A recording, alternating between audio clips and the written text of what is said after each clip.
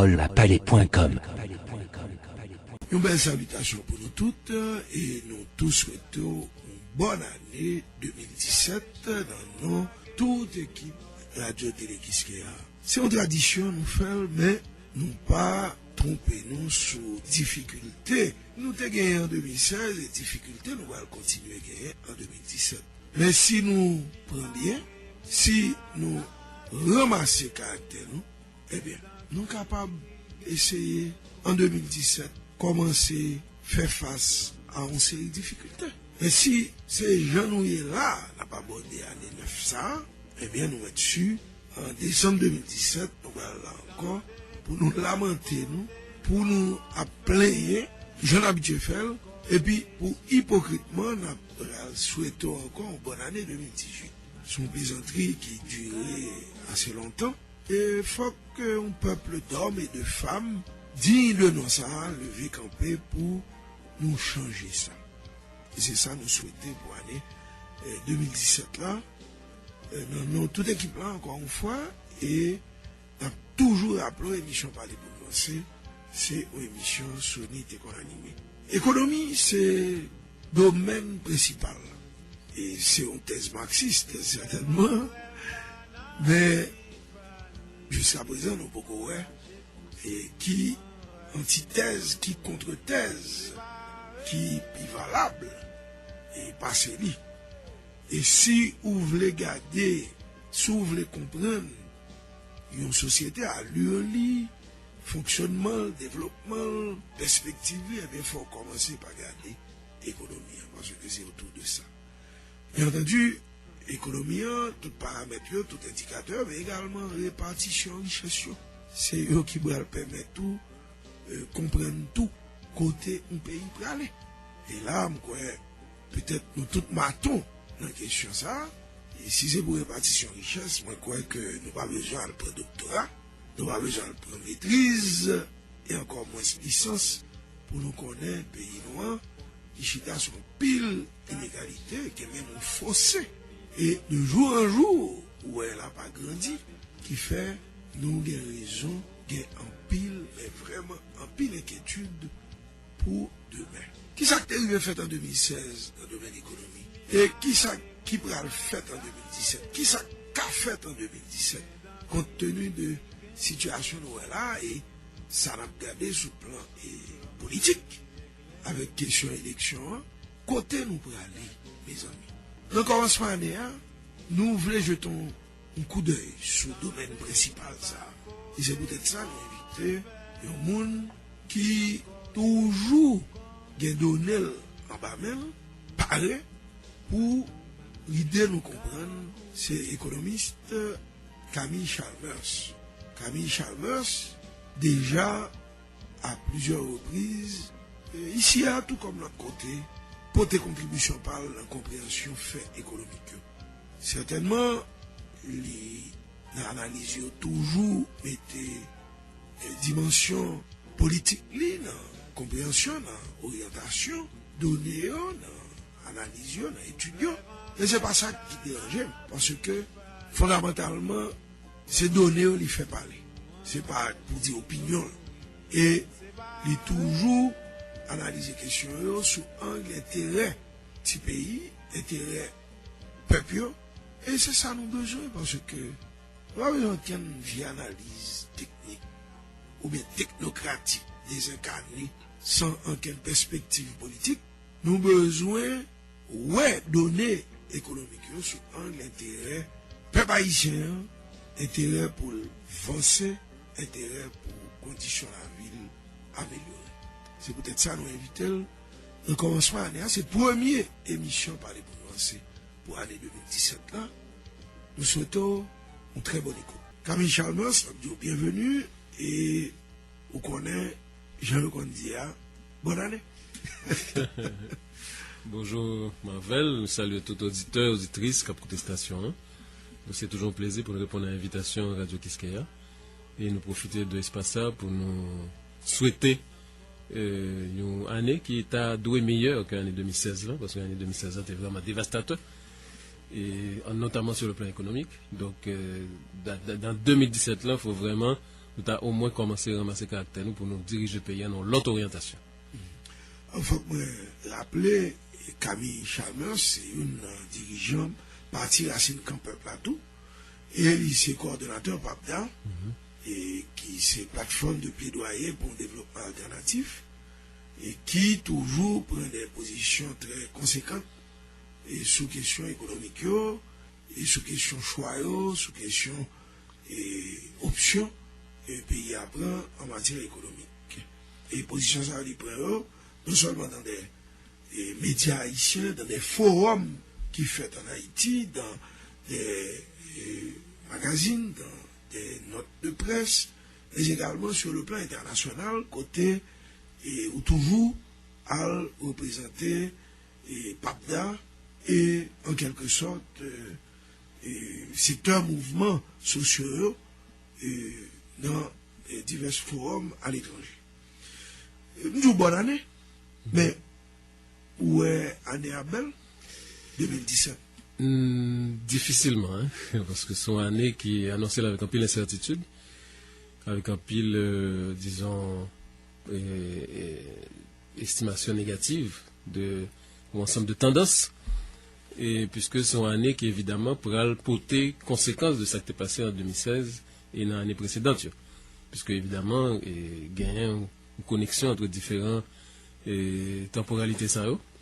Et effectivement, surtout 2 dernières années que nous vivons, c'est des années qui sont très très dures pour l'économie paysanne et qui fait que dans l'ensemble de tendances qui sont affirmées, notamment tendances que sont économiques qui parlent de croissance, et pratiquement croissance réduite, le PIB a réduit de 0,7% entre 1971 et 2014, et il y a une illusion de taux de croissance positif après le tremblement de terre, mais c'était tout simplement à cause de l'injection massive d'aide internationale, qui était une espèce d'illusion.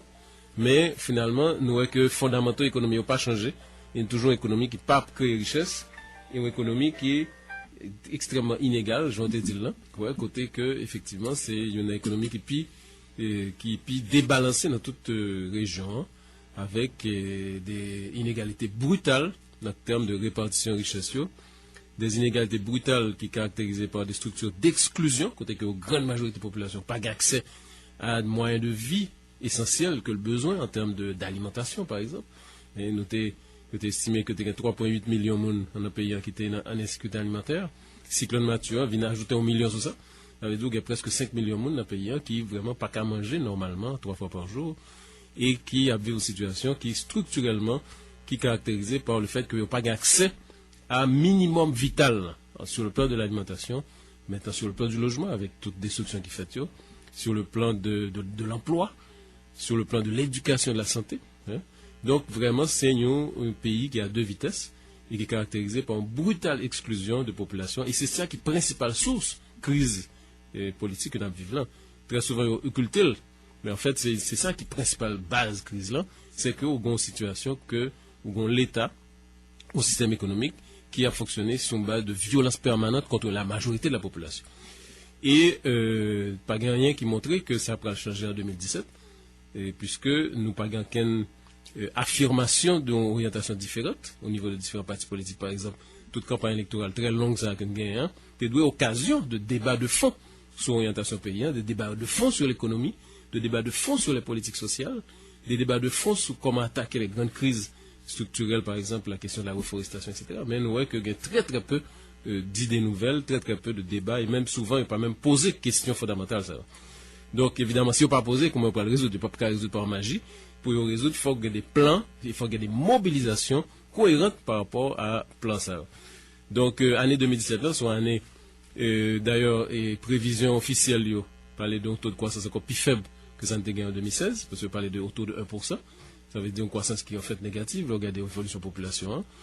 Et c'est une année tout qui peut le caractériser par une réduction brutale de l'aide internationale, qui était déjà affirmé depuis 2015-2016. Et nous non, mais ça faut dire ça. Et prévision. Vous prévoit que l'aide internationale a diminué. Et l'a diminué parce que, d'abord, nous voyons que depuis 2013-2014, c'est tendance à que une réduction de l'aide internationale. Son courbe descendante. Une courbe descendante, ouais. Et qui vient reprendre pratiquement le même niveau et même parfois au-dessous du niveau que tu gagné avant tremblement de terre. Là. Parce que C'est ça qui explique ça. Est-ce que c'est tendance mondiale et moins d'engagement des bailleurs et également des gouvernements, parce que aide multilatérale et aide bilatérale, ou bien est-ce que c'est en rapport avec situation politique et situation économique, nous tous, donc qui fait que il y a un peu des deux. Nous pas crédibles. Il y a un peu de deux bails. D'abord au niveau global, il y a des gros changements qu'on a fait au niveau de l'aide internationale, hein, qui sont aides qui de plus en plus alignées sur les entreprises, sur les transnationales, sur le commerce. Donc c'est toujours le fait de passer de l'aide au commerce, hein, ça veut dire moins aide plus trade, j'en dis en anglais. Hein. Ouais, donc et si tu dois reconnaître un coup de trompe, c'est ça. Donc il y a des tendances régressives en fait au niveau de l'ensemble de programmes d'aide au développement qui de plus en plus a réduit ou bien pas gain fonds disponibles et au niveau national tout et le fait que son pays qui j'en suppose depuis 2 ans pratiquement son pays qui suppose ouais côté que pas vraiment gagné aucune tendance nouvelle qui a affirmé et pas aucune offre de politique nouvelle qui est présentée donc là conduit à une espèce de fatigue côté que c'est même qui a répété et une espèce d'impasse qui vient expliquer ça une espèce de lassitude ouais. Mais bon paradoxal là parce que pendant qu'on va constater ou bien on envisager probabilité d'une réduction encore plus significative de l'aide internationale dans le même temps où est international là impliqué dans le jeu politique là. Pour quelle raison? Pour l'État réduit aide les contributions alors que il y a des options politiques, il y a des secteurs politiques, des candidats que l'a appuyé en Haïti. Si c'est au passé, pour quelle raison? Pour ne pas courir? Bon, très certainement c'est au passé la Corée, mais plus sur le plan des investissements. Et côté que ça que prévoit, c'est justement avancer dans l'ensemble de secteurs que tu as déjà identifiés, comme par exemple le secteur de la sous-traitance internationale, le secteur des mines, le secteur de l'agro-industrie d'exportation, hein, et le secteur du tourisme de luxe. Donc ces secteurs sérieux que vous voulez lancer comme soi-disant porteurs de croissance, mais qui en fait des secteurs qui, gens que vous avez envisagés, gens que différents projets qui présentés, c'est des projets qui pourraient augmenter la misère de la population, qui pourraient augmenter les fractures sociales qu'il y a dans la population, marginalisation, etc. Et qui présentent le risque que les retirer dans même, notamment paysannerie, ou grande partie dans les ressources, notamment au niveau de la production alimentaire. Parce que tout projet ça va impliquer des transferts importants de terres de la paysannerie vers les grandes entreprises transnationales. Ouais.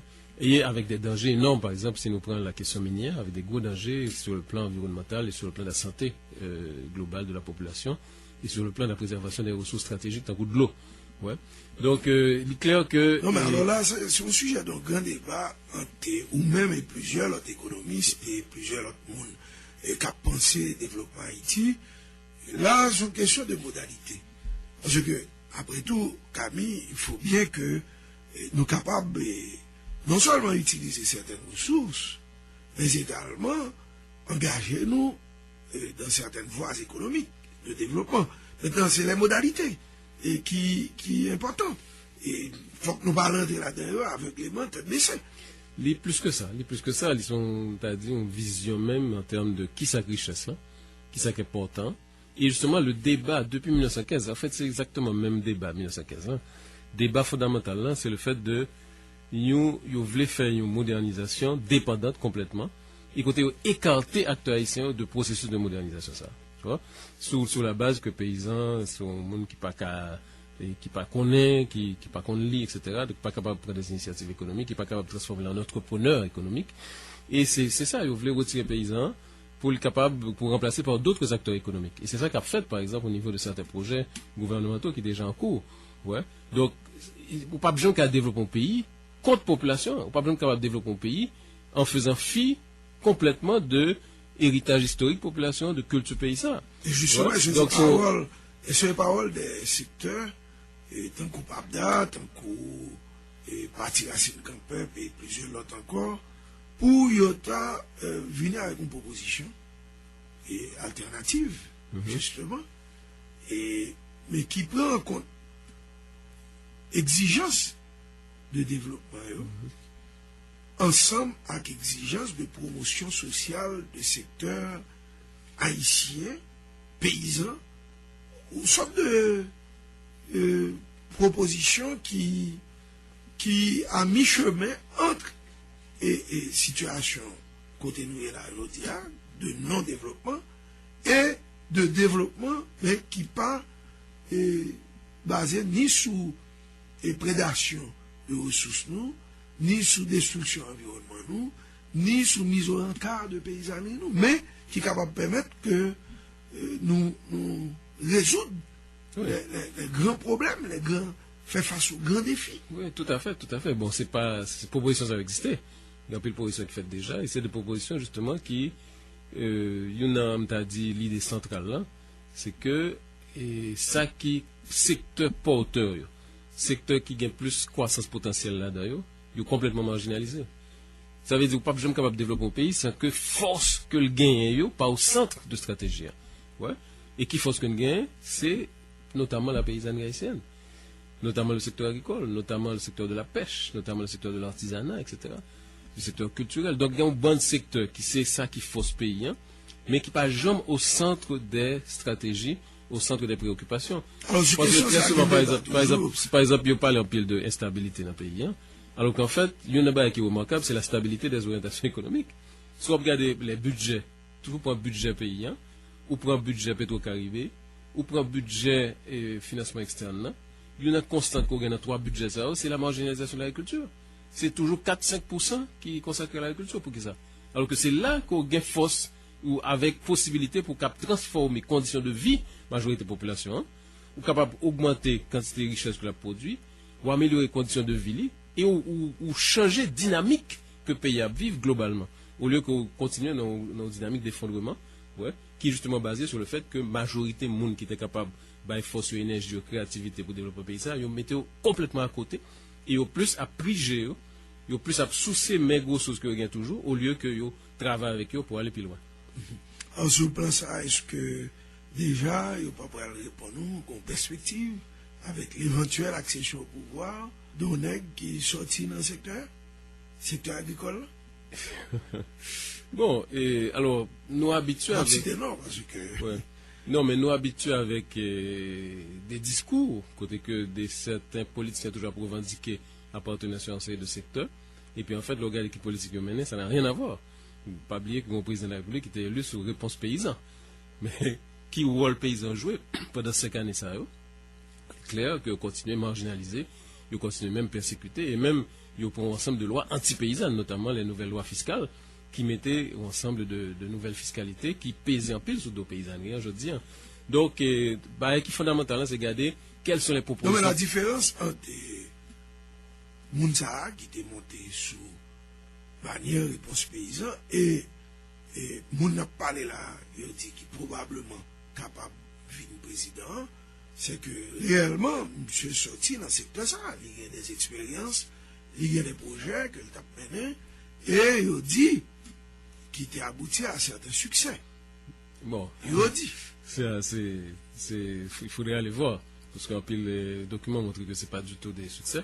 Mais justement, c'est secteur que l'IA proposé, c'est un secteur de l'agro-exportation. Ça veut dire produire pour l'extérieur. Ça veut dire produire dans les grosses choses que nous avons en termes de terre. Au lieu que nous regardions qui j'en ai utilisé aux sociales pour résoudre par exemple le problème de l'alimentation, c'est aménager et transférer aux sociales vers le secteur externe, qui c'est paradigme fondamental qui est depuis 1915 là.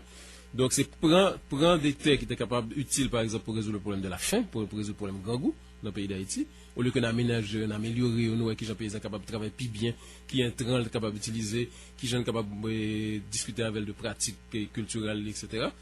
Au lieu de ça, c'est prendre pour capable de retirer et produire pour l'extérieur, avec évidemment, il y a un grand problème que le marché extérieur gagne, c'est la fragilité.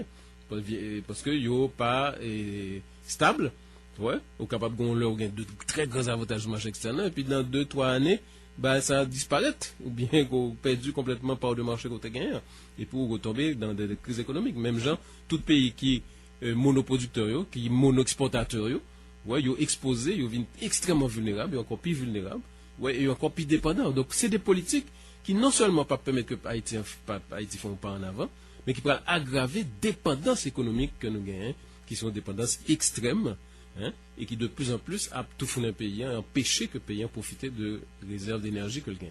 Tout à l'heure, tu as dit que la probabilité pour l'aide internationale a diminué.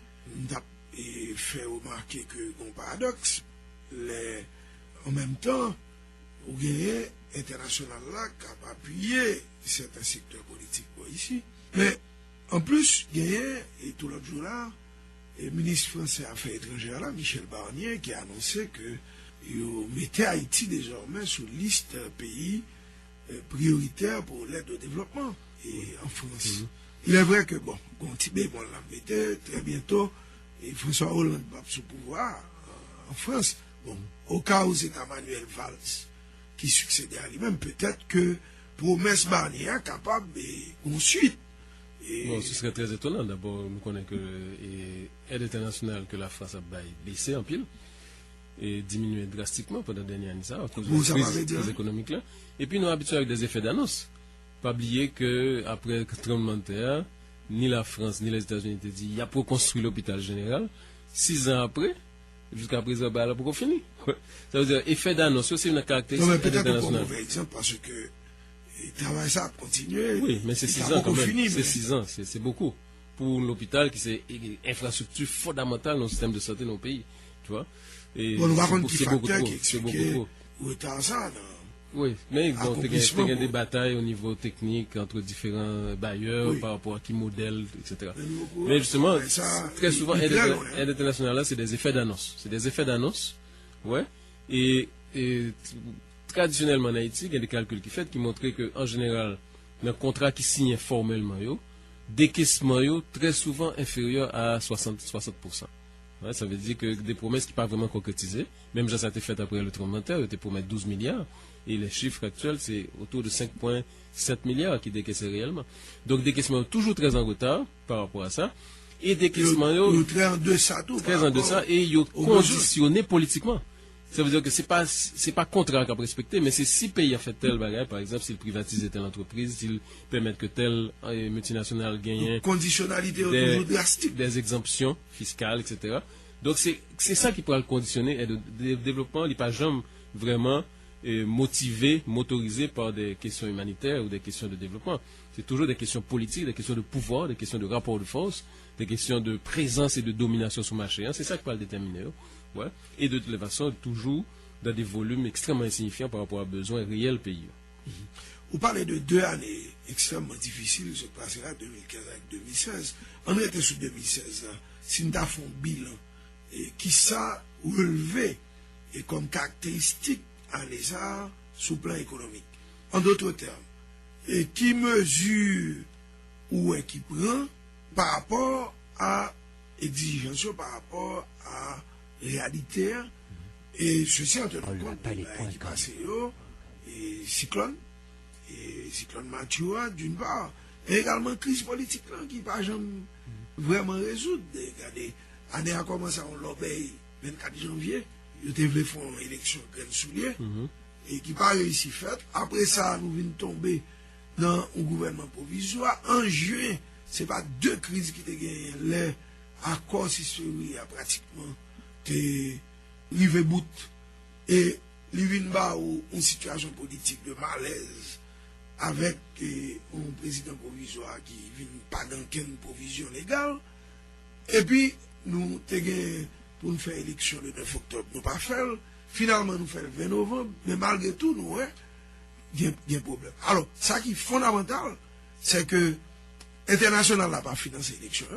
Et dans la situation de marasme, de désastre économique, nous avons déjà, c'est l'État qui finance l'élection. Il est vrai qu'après Mathieu, international, là, en particulier les États-Unis, yo, pour ton corps, mais c'est pas encore qu'à les joindre gouvernement, et autorité haïtienne, l'État joint des agences internationales pour te aider dans la réhabilitation de certains édifices qui t'ont servi pour centre de vente, qui sont entretenus de 2016 sur le plan économique, fondamentalement. Il y a plusieurs bagages. Bon, il y en a un qui est évident, évidemment, c'est détérioration de conditions de vie population, hein, notamment à travers le phénomène de taux de change là, et qui est perdu entre 18 et 20% de valeur là, en un an. Ils sont tendance qui n'a pas fermé depuis 2014. Et inflation, ça veut dire augmentation de niveau moyen de prix, qui en ça calculé autour de 13,5% à peu près sur l'année. Donc, deux tendances à eux, évidemment, je l'ai dit, que pouvoir d'achat mondial fond complètement, et population qui pauvre là, retrouve dans des situations où elle n'est pas capable de faire face à besoins essentiels, et où on gagne pas un classement et tout qui voit que revenu le fond, et qui, je dis, vient augmenter tendance à l'émigration des cadres.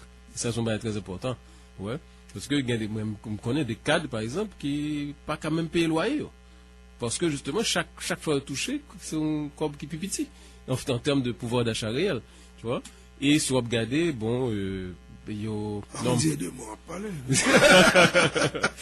normalement, et quand du travail en dit pour un taux d'inflation supérieur à 10%, il faut une augmentation automatique de niveau salarial en octobre. Donc, 1er octobre, tu dois gagner une nouvelle loi des salaires qui passe aussi. Ouais.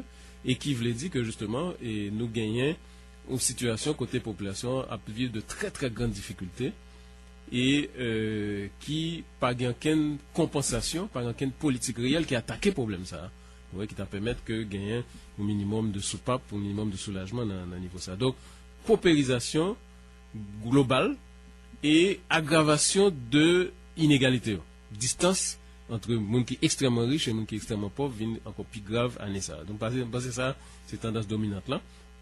Et le fait que vous gagnez un déphasage total entre prix produit sur le marché international là, avec prix qui pratiqué sur le marché national. Alors que vous avez des tendances à la baisse au niveau de prix sur le marché international là, notamment du riz par exemple. Ouais. Et puis sur le marché national là, c'est augmenter la augmenter. Donc ça veut dire ça veut dire marge de profit, spéculation, marge de profit commercialement pour augmenter, et évidemment avec la complicité de l'État qui est toujours parfois ébauché dans la question ça. Donc ça, c'est basé c'est. On connaît, oui, c'est libéralisme, néolibéralisme, etc. La loi du marché. C'est ça. Et donc ça, on t'a dit c'est tendance de fond. Et l'État est conduit. Oui. On dit oui, Vietnam, fait jouer. Oui, mais il n'est pas capable de jouer avec lui, il veut jouer avec elle. Pour le faire. Ils gèrent très mal. Pour le faire prix descendre. Ils ont très souvent passé par même structure qui contrôle les marchés du riz pour commercialiser les. Donc finalement, les renforcer pouvoir, quota de pouvoir que le secteur ça gagne sur le marché alimentaire là, globalement. Et donc, et ça c'est dramatique parce que c'est un drame que le pays a vivre. C'est le fait que vous gagnez au cours des dernières années une urbanisation qui arrivait presque à 50% de la population. Ça veut dire qu'on demande nouvelles de biens, notamment alimentaires, qui a explosé, mais demande ça de plus en plus satisfait par des importations. Alors que c'est des biens que nous sommes qu'à fabriquer dans le pays. Tu vois? Donc, nous sommes en train de perdre, justement, un secteur qui est extrêmement porteur, qui est capable de faire qu'il y ait plus de monde qui joignent des revenus, etc., de façon que une économie qui est plus intégrée. Alors qu'en fait, une économie qui est de plus en plus dépendante, notamment de la République dominicaine et des États-Unis. Et deuxième bas, t'a dit, qui est important dans l'année, ça, t'a dit son transition ratée. Une transition ratée dans la mesure où, dans la condition que le gouvernement provisoire a été monté, il a gagné opportunité, il a gagné espace quand même pour être capable de modifier des élites, quelques éléments dans les règles jouettes, notamment sur la question de la corruption. Hein. Et il y a un pile de dossiers qui sont sortis, il y a un pile d'informations qui montraient ampleur et caractère scandaleux de mécanismes de corruption qui gagnent. Et informations disponibles, circulées, on a parlé de lui, mais pas aucune mesure concrète qui prend pour justement faire un assainissement au niveau de l'État. Et malgré le fait que nous devons reconnaître que gestion fiscale là est quand même meilleure que ça qui existait pendant les 5 dernières années. Pendant l'année ça, notamment, on voit que les réserves internationales nettes ont monté de façon importante. Ils arrivaient presque autour de 900 millions qu'on est un. Alors que pendant ces dernières années, c'était une tendance baissière permanente. Mais au niveau structurel, au niveau de mécanisme, au niveau de prise de conscience, que question corruption sont des bagages qui ont un obstacle, une plaie qui empêchait justement une gestion macroéconomique qui est capable de donner des résultats sur le plan des investissements, sur le plan des services sociaux, etc. Pas aucune avancée qui fait. Ouais. Donc les conditions étaient réunies pour cela, me penser, et la population était tellement vive des épisodes grossiers, spectaculaires de corruption, de détournement de fonds. C'était l'occasion justement de mettre en place un ensemble de mécanismes qui permettent que, au moins, nous entamer 2017 dans de nouvelles conditions. D'autant que, qu'on ou satisfait ou pas, un rapport qui est sorti dans le Sénat, oui, et qui montrait toute gabegie, toute brigandage qui fait dans l'économie, hein, pendant, et certainement en partie, dans le gouvernement avant Matélia et pendant Matélia. Surtout sous les fonds pétro-caribéens. Absolument, absolument. Et l'autre élément de déception tout qui gagne, c'est que dans le discours président privé a été fait, dans le discours d'inauguration là, tu as gagné une velléité d'affirmation de souveraineté. Là, tu dit, bon, c'est pas, ne pas prendre le son dans le même monde, etc. Et affirmation, ça, il est confirmé avec, par exemple, le financement des élections, etc. Mais, ou pas senti que les manifester sur le plan économique. Donc, tu as même dit que nous fait battre dans ce sens, puisque, par exemple, mesures qui étaient prises pour annuler importation terrestre de 23 produits de la République dominicaine, qui sont, on pense que c'est une bonne mesure, même si c'était absolument insuffisante, parce que dans l'autre environnement macroéconomique, ça permet que mesure ça ait des résultats, mais c'est une mesure qui, pour moi-même, est allée dans le sens de renforcement de l'espace économique national. Là, parce qu'on n'est pas jamais capable de renforcer l'espace économique national, ce n'est pas réduire l'importation de la République dominicaine et contrôler ce qu'on fait au niveau de la frontière. Dans ce sens, il y a annulé rapidement, et nous-mêmes tendez des rumeurs assez alarmantes, fait des informations alarmantes de l'Istine Diario qui a parlé d'un nouvel accord qui aurait été signé au Texas à l'initiative de l'ambassadeur américain en République dominicaine pour un réaménagement de la bande frontalière.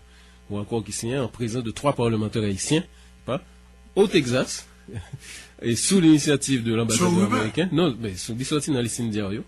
Un grand article qui est sorti dans l'Istine Diario qui confirmait qu'il y a aussi un accord. Nous ne connaissons pas qui autorité parlementaire gagne pour aussi un accord sur la bande frontalière. Mais il y a un accord qui a été signé en présence de 3 parlementaires haïtiens, des parlementaires dominicains, l'ambassadeur américain à ces domaines, des représentants d'entreprises américaines et quelques représentants du gouvernement haïtien. Donc, ça veut dire réaménagement de la bande frontalière. Bon, probablement, et pour créer une espèce de régime spécial au niveau de la bande frontalière, avec l'esprit des zones franches notamment, qui permettent que un ensemble d'entreprises qui installent avec des avantages fiscaux, des avantages de toutes sortes. Ouais. Et ça semble pas extrêmement alarmant, ouais, mais qui pas du tout parler dans le pays, alors qu'il sortit dans le journal dominicain, et qui a fait sous le boisseau, qui a fait en battable, ouais, et qui, justement, rentre dans le même processus de brader patrimoine national, de brader intérêt national. C'est pour une fois que vous parler de ça, et pas de la page, mais et surtout note, son information qui est très récemment, dans la dernière semaine, donc on attend début janvier 2017 pour être capable de faire une protestation formelle pour demander éclaircissement par rapport à qui. C'est extrêmement grave. Oui, c'est extrêmement grave. Parce que pendant toute parole à parler, puis il y a de grosses questions qui débattent et puis des décisions cruciales qui prennent. C'est ça. Donc, dans ce sens, tout, t'as dit, pendant l'année, on n'a pas senti, malgré certains discours qui étaient positifs dans ce sens, on n'a pas senti que sur le champ économique, il y a des mesures qui te permettent de gagner une affirmation nationale, une affirmation de souveraineté et des mesures de redressement. Ouais. Alors là, Gomba, on se dit là, concernant l'investissement qui était fait dans l'élection, dépenses l'État fait. Là, on point pour nous clarifier. En même temps, l'équipe transition constate que Paris ressources et que c'est la faillite. Mais en même temps, ils rejoignent 55 millions de dollars pour financer l'élection. Et comment expliquer ça? Côté 55 millions de dollars, ça a sorti. Oui, bon, alors. Il y a des gens de gouvernement avant qui battent les stomacs et disent, comme quoi c'est menti. Et l'équipe, ça a fait.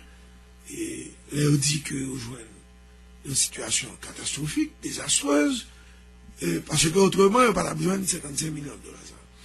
Oui, alors il faut nous faire différence entre une situation désastreuse sur le plan de la gestion fiscale et côté que faut regarder indicateurs par rapport à tendances et par exemple si on regarde les réserves internationales nettes, ça le représente, etc. Et le fait que l'État gagne quand même accès à des sources de liquidité Pas oublier que malgré, par exemple, tout le temps, le ministère va plaindre qu'il n'y a pas de ressources, mais chaque année, il fait bilan d'exécution budgétaire, ou que le ministère très souvent pas même dépensé 100% de provisions que tu as gagné. Parfois, il y a des ministères qui dépensaient moins que 50% de provisions que tu as gagné pour l'année. Ouais. Ça qui est lié très souvent à l'absence de ressources humaines et faible institutionnalisation, etc. Donc ça veut dire que l'État a accès à des sources de liquidité et qui justement montrait que normalement, tu as plus de flexibilité au niveau de adresser des problèmes conjoncturels, parce que très souvent, ils disent, bon, pas gain provision, alors qu'en fait, gain possibilité pour utiliser un ensemble de ressources, pour être capable de faire des investissements productifs, pour être capable de dynamiser un ensemble de secteurs qui très souvent étaient marginalisés. Donc, l'État ici a plus marge de manœuvre, en fait, non, même que ça le dit. Ouais. Maintenant, évidemment, il faut regarder comme ça. C'est peut-être ça, ça a prouvé. Oui, tout à fait. Que Rivet identifier des côtés pour ramasser comme là, pour faire les choses. 55 millions, par exemple, investis dans l'agriculture, vraiment représente un intéressant. Et donc, là, il montrait justement que gagner un ensemble de carcans, un ensemble de qui est imposé par un ensemble d'accords internationaux, notamment, par exemple, la fameuse lettre d'intention au Fonds monétaire international, etc., qui mettent un carcan dans le cadre d'exécution budgétaire, qui est très souvent lié au fait qu'on gagne des gouvernements qui sont totalement soumis à des dictats externes. Et très souvent, dictats ça, ils vont aller contre l'intérêt national, ils vont aller contre l'intérêt nation, ils vont aller contre l'intérêt global pays, ouais, et qui, justement, quoi est-ce que c'est une grande leçon que ça a montré nous, c'est que l'État gagne des marges de manœuvre, gagne un ensemble de bains que le café, et que très souvent le pas fait, et il n'est pas fait parce que il fait des choix politiques pour rester en bas dictat ou ensemble d'acteurs, côté que il fait des alliances politiques avec acteurs ça. C'est sous même rubrique là, on mettait recul et annulation même dans un contrat l'État a gagné avec la Chine pour agrandir l'aéroport. Parce qu'il paraît que, d'après la Banque mondiale, l'État n'a pas supposé à le prêter, vu qu'il est encore sous restriction, sous contrainte liée à annulation de dette. Et comme il a annulé dette pour lui, il n'a pas de droit prêter. Oui, jusqu'à une certaine limite. Ça, c'est son chantage inacceptable qui est en fait lié. En réalité, ça existait, à savoir que l'État haïtien, vu qu'il a annulé dette pour lui, il est classé parmi catégories des pays les plus endettés. Donc, il n'est pas qu'à prêter. Non, c'est pas vrai. Ça, c'est une possession propagande. Non, pas qu'à dire. Par exemple, les mêmes juste à tes prends, moi, j'ai interviewé, où tu as justement montré, nous pas de accepter, nous pas de rentrer là-dedans. Tout à fait. Mais, non, le fait de lier. Donc, il existait. Oui, donc, le fait de lier annulation de dette, là, avec capacité qu'on gagne pour prêter sur le marché des capitaux privés, par exemple, au niveau international, sont forts arguments que liés. Et il y a un paquet de pays, on prend Ouganda, on prend Honduras, qui ont bénéficié d'annulation beaucoup plus importante qu'Haïti, parce qu'Haïti, c'est seulement 82% d'annulation que nous avons bénéficié. Il y a des pays qui sont allés jusqu'à 100% d'annulation de dette externe publique, et qui, je dis, sous marché des capitaux au niveau international. Donc, c'est pas vrai. C'est le pays qui fait coquin. C'est pas vrai, non, c'est. Il fait coquin. Hein? Non, c'est. C'est-à-dire, ils entendent sous une série de dispositions, on libre suivre, et puis il va respecter. Non, ça veut dire, le fait que ou doué, faut nous voir qui logique que dette ça gagne. En général, dette ça est lié à des rapports de domination politique et économique. Hein?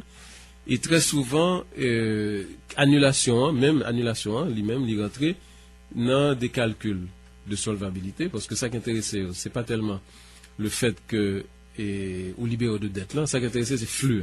C'est flux qui a venu chaque année, hein? Et le maintien d'un rapport de domination, parce que ou doit donc, ma passion l'ordre sur X bagaille, ouais. Donc, je pense que Haïti doit sortir complètement de bagaille ça, et il est clair que il y a des pays qui réussissent à faire ça, hein?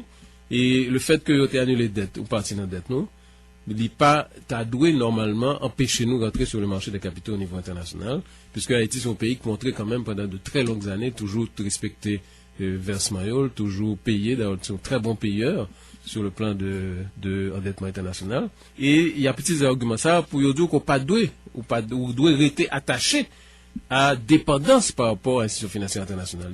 Ça qui évidemment pensait qu'il est tout à fait montré que c'est contre-productif et le fait que dictats que nous avons respectés de l'institution financière internationale, c'est des dictats qui très souvent maintenent dans l'impasse économique, politique et financière que nous avons là aujourd'hui.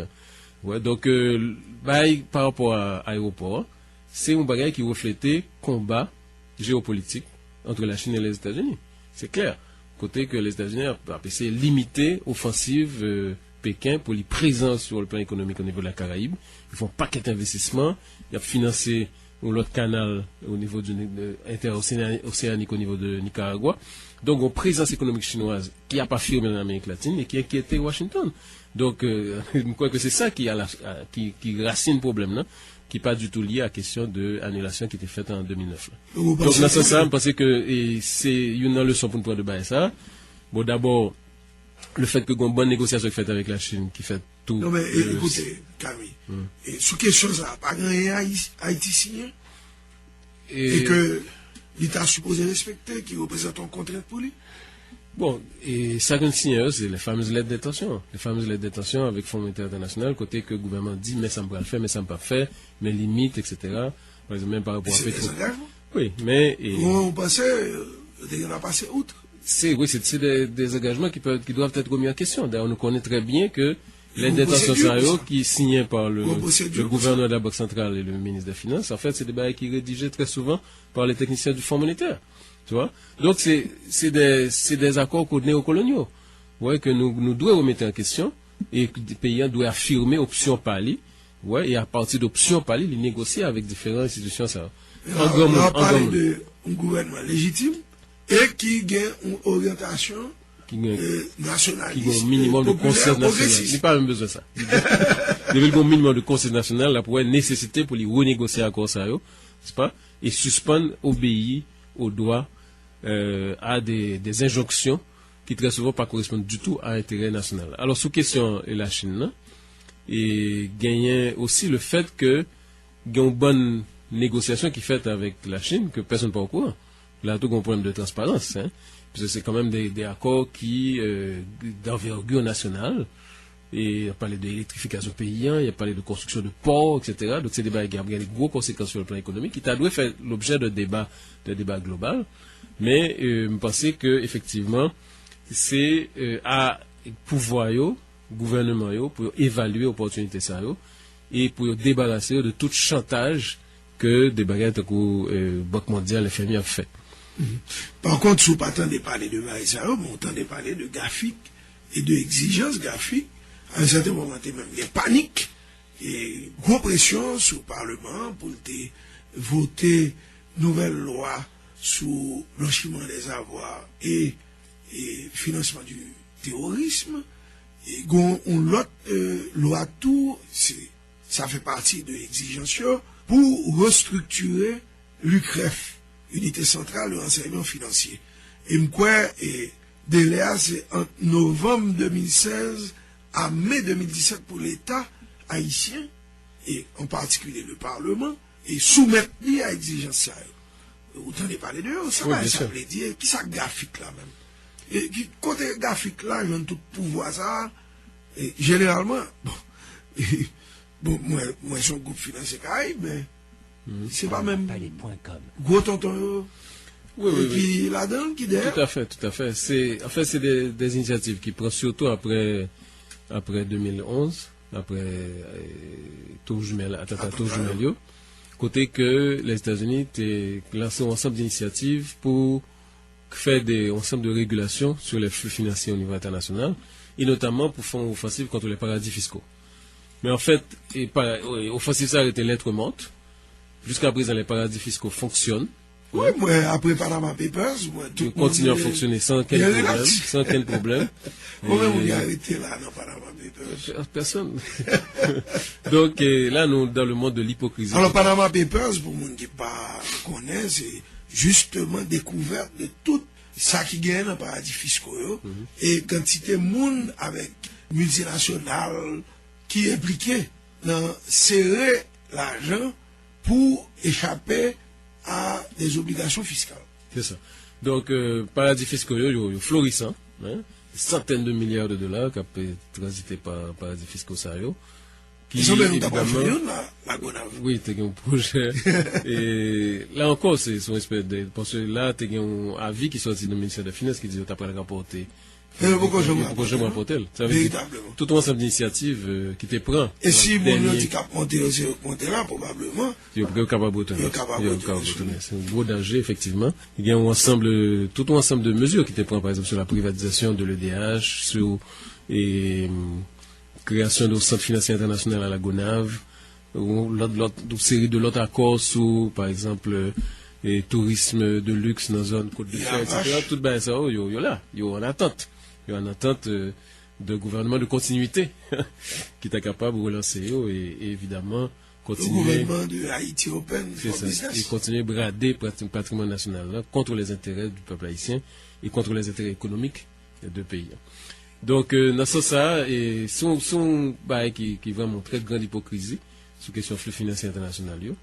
Côté que il y a un bail qui t'a dû détruire si on voulait vraiment contrôler, c'est les paradis fiscaux, alors que nous voyons que c'est un espace qui côté toute activité d'économie criminelle c'est sans aucun problème sans souci et je dis pas vraiment il y a la guerre qui a fait contre les paradis fiscaux malgré les grandes déclarations qui se font et les pressions qui se font aussi sur les petits pays pour respecter une série de principes qui entrent dans le cadre domination générale là, et très souvent leur fait pression avec des chantages de exclure son ensemble de transactions internationales, ils ont profité dans une série d'instruments légaux, passer des mesures qui renforcent la dépendance là et qui réduisent marge de manœuvre en termes d'espace économique autonome. Ouais, c'est ça, nouvelle loi. Absolument. Sur blanchiment avec financement terrorisme. C'est ça. Donc, nous sommes capables. À genoux plus. Tout à fait. Nous sommes capables de faire une émission de ça pour analyser la profondeur. Mais c'est la tendance générale, c'est profiter de ça pour faire pression, chantage, etc., des délais. Et puis, dans la précipitation, on courir, voter, et puis, en fait, ou pas, ouais, conséquences indirectes qui très souvent incluent dans l'instrument légal, ça va. Tout parce qu'on fait gros menaces, on est capable de tirer dans le circuit financier international. Là, ça, moi, j'ai une véritable panique, bon, côté bancaire. Et banquier ne doit pas capable de faire transaction avec l'international. Et au niveau de garantie, pas bien. Oui, c'est ça. Et il y a fait carte de crédit, tout bas ça va tomber. Visa, Mastercard, tout bas ça va tomber. Si il n'y a pas souscrit et conformé à toute exigence dans le délai. Oui, bon, moi, je pense qu'il faudrait regarder de plus près tout cela. Et parce que le marché haïtien quand même c'est pas un marché négligeable hein. Il n'est pas un marché dit, très très important, mais c'est pas un marché qui est négligeable non plus. Il y a un ensemble d'entreprises qui fait beurre sous transaction avec Haïti et qui très certainement pas bien intérêt que exclure Haïti complètement de mécanismes. Donc pas quoi que nous devons céder à panique qui dominait très souvent décideurs politiques. Ouais. Et ça arrive très souvent. Et très souvent, il fait type de pression ça pour pousser nous prendre des décisions. Et puis après ça, nous voyons que décision ça ferme nous encore plus dans les mailles de la domination externe, dans les mailles de la domination impérialiste. Donc là encore, il montrer la nécessité absolue pour que gagner une reprise en main des leviers économiques de ce pays, pour que ces acteurs économiques haïtiens qui définissent des orientations, en grand monde. Et à partir d'orientation, on négocie avec l'extérieur, nous négocions avec des institutions, nous négocions avec différents partenaires, différents blocs économiques. Tout en pas fait ça, il est impossible pour que nous résoudre la crise économique structurelle qu'on a vue depuis plus de 50 ans. Et il est impossible pour nous être capable de mettre les pays sur une route vers la prospérité. Et ça sous-entend déjà qu'il faut nous capables, des capacités de résoudre la crise politique là. Pour nous racheter nous-mêmes, les différents secteurs, pour nous définir un nouveau cadre macroéconomique avec un nouveau rôle pour différents acteurs et une perspective tout de redistribution de la richesse nationale. Tout à fait.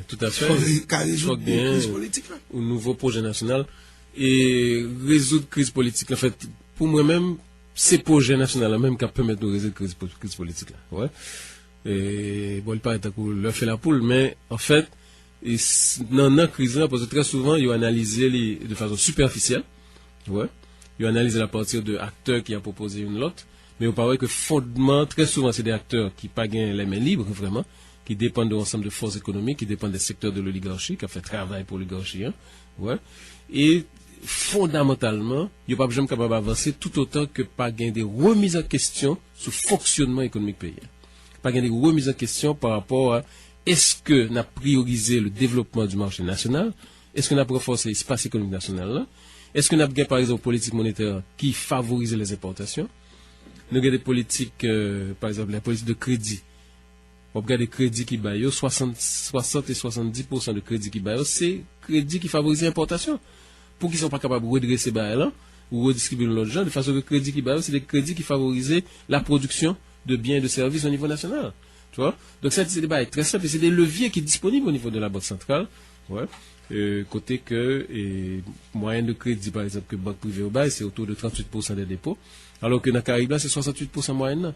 Et il y a des pays qui ont plus loin, qui ont jusqu'à 110% de dépôts que yo réinvestir au niveau productif parce que les créateurs d'emplois, parce que ils permettent que l'économie a dynamisé. Donc là, c'est justement la nécessité de l'autre projet, l'autre vision économique et un projet qui est articulé sur les intérêts stratégiques de la nation, sur intérêts stratégiques majorité population, hein, au lieu qu'on a satisfait simplement quelques bailleurs ou bien quelques monde qui a fait une peur avec des mesures de restriction qui très souvent pas venir parce qu'il y a besoin de marché noir. Alors, sous la base de toute considération, comment nous entrevoit l'avenir, et l'avenir immédiat en particulier. Nous avons regardé, par exemple, 3 cas d'investissement public qui fait, pas seulement investissement, mais dépenses tout, programme social, et les petits mamans chéris, les ceci, les... Bon, on connaît. Mais c'est à partir de fonds pétro-caribéens, fait. Oui, tout à fait. Or, actuellement, il y a un sérieux problème dans le programme ça. Oui. Si je ne me trompe pas. Oui, Venezuela vit une crise profonde. Oui. Et qui a impliqué très certainement une réduction de volume de pétrole que le mettait à la disposition des pays caraïbes. D'ailleurs, comment c'est fait ça? Cuba obligé, je dis, à acheter pétrole sous marché international, hein, dans des conditions désavantageuses. Et très certainement, échelonnement que le fait de remboursement, qui était vraiment très très très intéressant pour pays qui recevoir fonds ça, probablement pour le modifier compte tenu de contraintes que vous gagnez sur le plan économique, fiscal et monétaire. Donc, et politique aussi. Et politique également. Maduro et son pied très fragile, très vulnérable, son gouvernement est très fragile. Côté la privée, à partir de janvier surtout. Qui a fait face à une très très grave crise politique et un sabotage systématique de gros complot de l'économie, c'est clair. Oui. Donc ça veut dire que c'était une véritable manne pour finances publiques et qui était effectivement représenté jusqu'à 80% de investissement que l'État fait, l'investissement public, qui était venu de fonds pétro-caribéens. Je dis en les généraux dettes importantes, très très importantes, et qui presque autour de 2 milliards. Et investissement que nous avons payé, certainement. Que nous gagnons pour le payer. Parce que là, on a parlé, à vous monter, à penser bêtiser, il a oublié l'aspect ça. Mais l'argent ça, Haïti gagne pour le payer. Absolument. Et surtout, si Maduro perd du pouvoir, l'équipe qui a monté, il n'est pas prêt avec nous. C'est ça. Il peut exiger nous un remboursement et à des conditions peut-être que nous n'sommes pas capables de supporter. C'est ça. Donc, c'est ça qui fait que l'Europe fait contracter des prêts sur le plan, au plan international. Il faut toujours garder question de capacité de remboursement et solvabilité économique. Et il faut utiliser les ressources avec parcimonie, de façon que vraiment, ou que générer suffisamment de richesses que pour capable rembourser. Et donc, si nous regardons des gestions de fonds pétro-caribéens, tout le monde connaît, bon, malversation, gaspillage, et ça qui est triste, c'est que, effectivement, dans la dernière année, ça a été une augmentation extrêmement importante d'investissement public en termes de pourcentage par rapport au PIB, mais c'est pas des investissements qui créent le développement. C'est pas des investissements qui créent des mécanismes économiques intéressants, durables. C'est plutôt des investissements qui, malheureusement, sont utilisés dans le cadre politicien, dans le cadre de fait clientèle, dans le cadre de... On parlait de qui ça exactement? Clientèle politique... électrification solaire... Oui, tout bail, quartier pas etc. Donc, et c'est des bagailles qui pas durables. D'ailleurs, il y a pile un programme ça au campé. Il y a pile campé. En pile un projet tout qui était financé par Fonds Pétro-Caribéens au campé, je dis. Hein. Et donc, c'était des bails qui se géraient à courte vue. Et ça, sont bails qui est vraiment grave parce que, effectivement, c'était depuis en pile temps la première fois que l'État haïtien était disposé de liquidités aussi abondantes et avec aussi peu de contraintes sur le plan de l'exécution et ressources. Ouais, donc, c'était vraiment une opportunité.